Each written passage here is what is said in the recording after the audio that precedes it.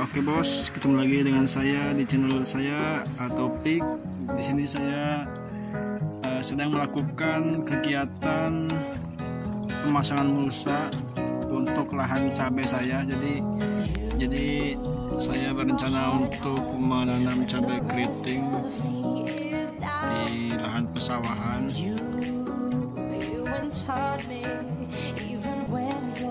Dan sekarang sedang musim penghujan. Jadi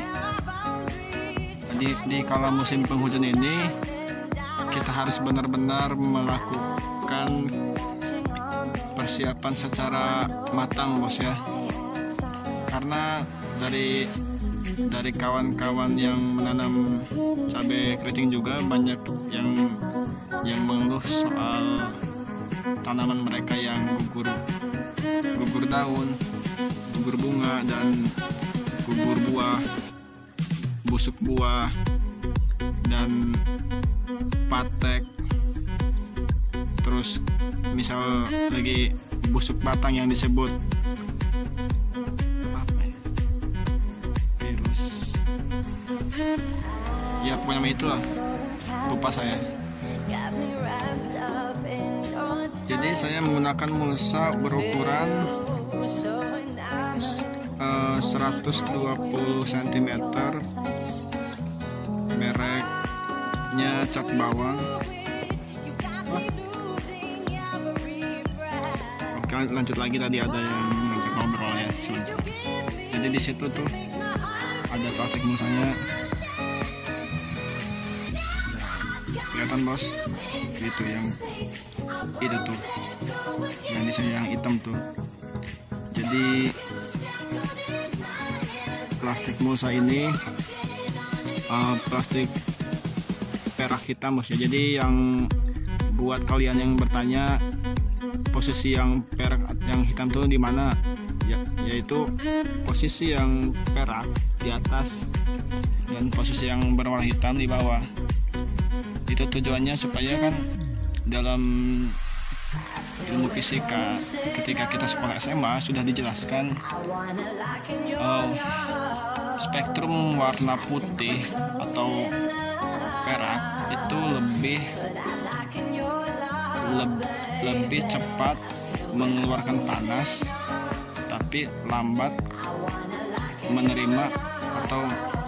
menerima panas ya. Jadi begitu bos penjelasannya, dan masuk dari yang hitam di bawah juga, jadi lebih cepat menyerap panas dari bawah ke atas, dan yang perak lebih melindungi panas yang di atas.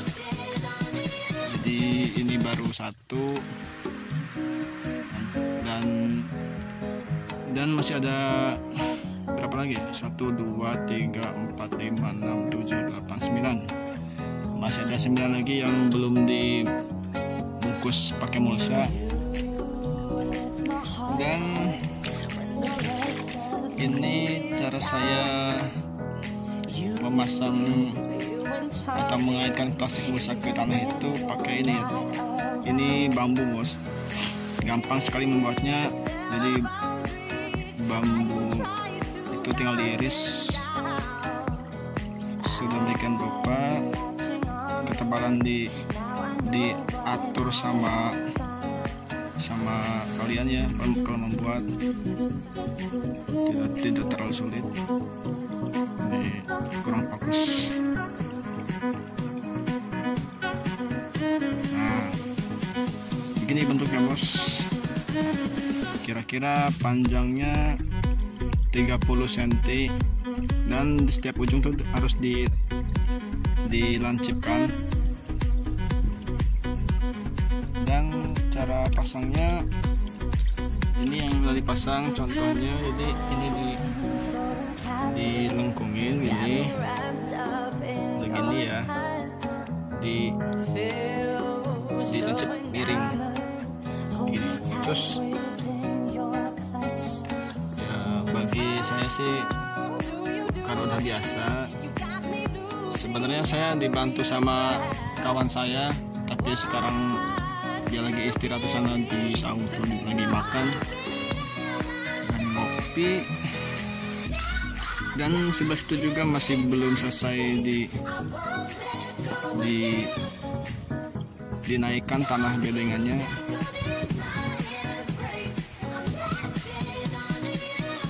Ada kisaran 3 bedengan lagi bos ya, 3 bedengan lagi.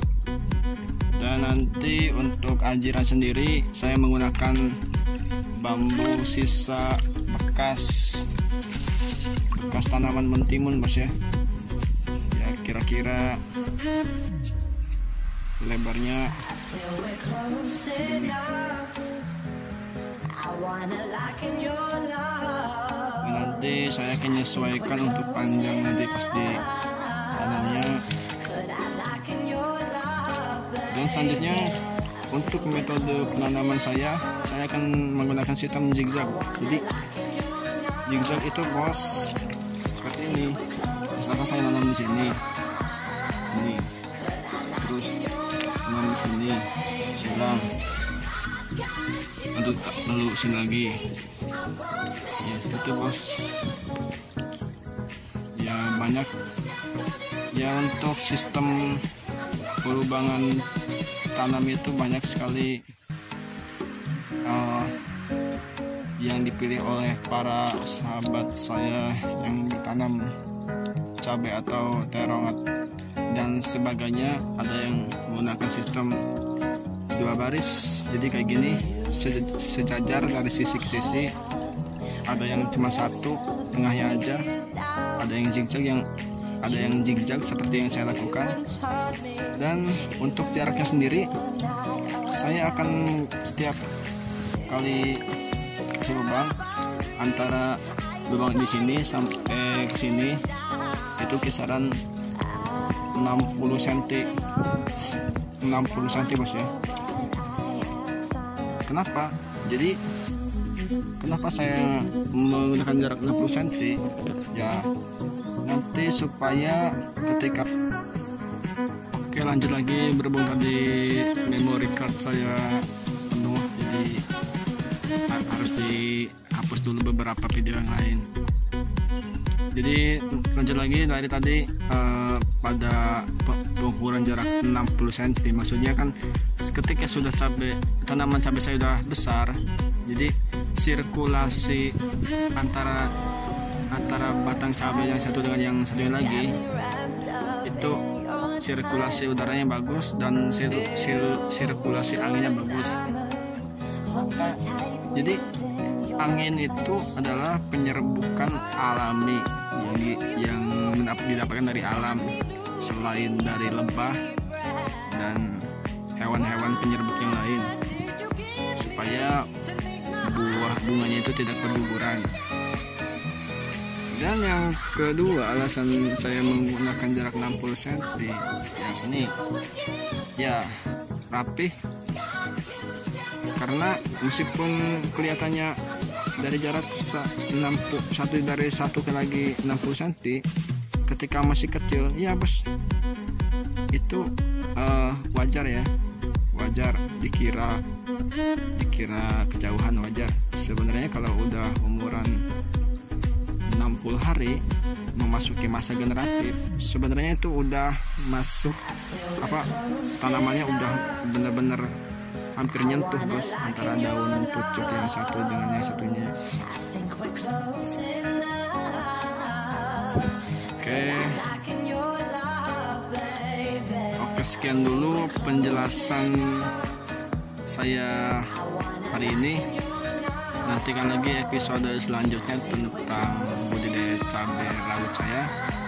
Jadi saya akan mendokumentasikan pengalaman ini dari awal sampai akhir. Oh ya, nanti lihat juga ya di video yang lainnya tentang proses melakukan pemupukan dasar dan penjelasannya yang lain. Oke bos, bye bye. Semoga suka dengan video ini. Jangan lupa like, share dan subscribe, oke? Biar channel saya bisa berkembang dan saya bisa lebih melakukan yang terbaik lagi untuk membuat video dan lebih termotivasi lagi untuk membuat video YouTube